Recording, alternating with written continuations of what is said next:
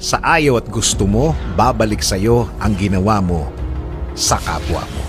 Para sa mga taong akala nila dire-diretso mga ginagawa nilang mali sa kapwa. Feeling nila may forever na sa kanilang ginagawang masama sa kapwa nila, na akala nila di na matatapos ang panahon. Para sa mga taong akala nila hindi na babalik ang mga ginagawa nila sa buhay ng iba, na kung mabuhay ay parang walang takot, walang tigil, walang preno sa masamang gawa nila.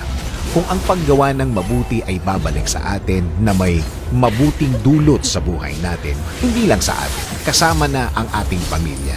Ganun din ang masama. Ganun din ang hindi mabuti. Ganun ang mga masasamang mga salita at mga pangyayaring inimbento mo para lang makasira ng kapwa. Lahat ito alam ng Diyos. Lahat ito nakikita at alam ng Diyos.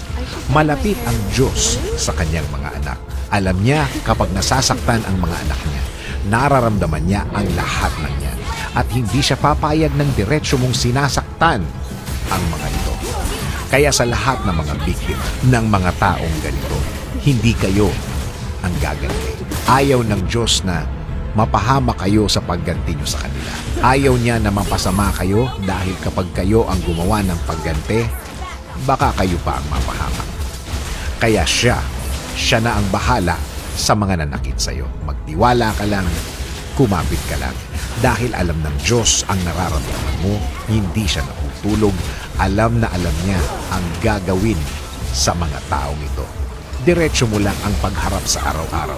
Diretso mo lang ang ginagawa mo. Huwag kang papaapekto sa mga taong ganyan.